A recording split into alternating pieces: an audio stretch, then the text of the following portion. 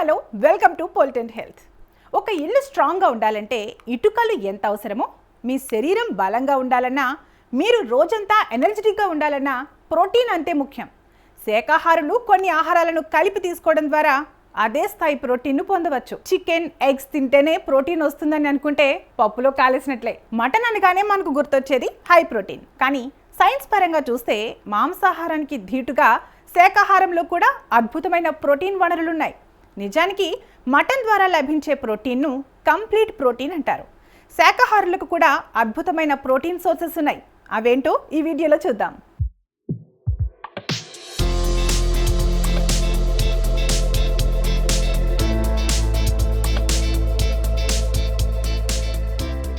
మనం తినే ఆహారంలో కార్బోహైడ్రేట్లు ఎనర్జీనిస్తే, ప్రోటీన్స్ మన బాడీని రిపేర్ చేస్తాయి.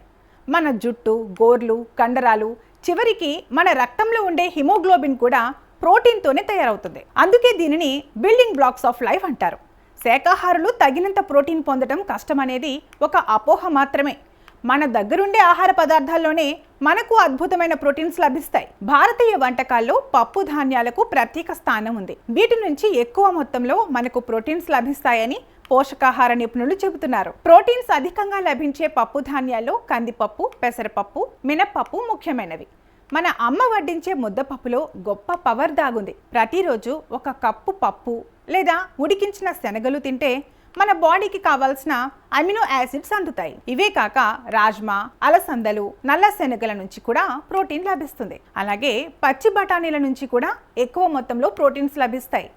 మాంసాహారానికి సమానమైన ప్రోటీన్స్ సోయా ఉత్పత్తులలో ఉంటాయి. వీటిలో మిల్ మేకర్ ఒకటి. ఇందులో దాదాపు 50% వరకు ప్రోటీన్ ఉంటుంది. అలాగే టోఫులో కూడా ప్రోటీన్ అధికంగా ఉంటుందని పోషకాహార నిపుణులు చెబుతున్నారు. 100 గ్రాముల పన్నీర్లో సుమారు 18 నుండి 20 గ్రాముల ప్రోటీన్ ఉంటుంది. పెరుగు లేదా మజ్జిగ నుంచి ప్రోటీన్తో పాటు జీర్ణక్రియకు మేలు చేసే ప్రోబయోటిక్స్ అందుతాయి. ప్రతిరోజు ఒక గ్లాసు పాలు తీసుకోవడం మంచిది. గింజలు, విత్తనాలను స్నాక్స్గా తీసుకోవడం వల్ల కూడా మనకు ప్రోటీన్ అందుతుంది. పల్లీలలో కూడా ప్రోటీన్ ఎక్కువ మొత్తంలో ఉంటుంది.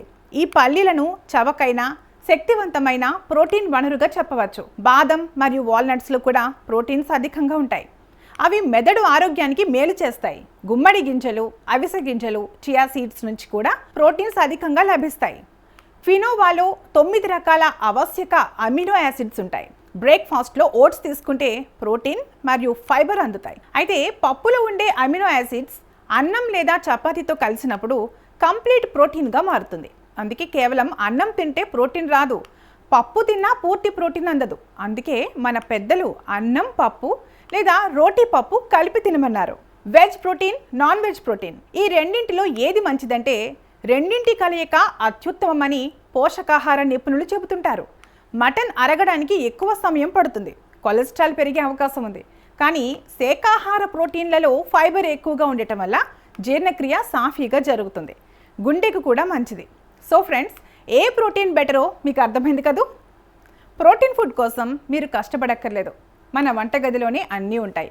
మరి వీటిలో మీకు ఇష్టమైన ప్రోటీన్ ఫుడ్ ఏంటో కింద కామెంట్ చేయండి. వీడియో నచ్చితే లైక్ చేయండి, మీ ఫ్రెండ్స్కి షేర్ చేయండి. ఇలాంటి మరిన్ని హెల్త్ టిప్స్ కోసం మన ఛానల్ని సబ్స్క్రైబ్ చేసుకోండి.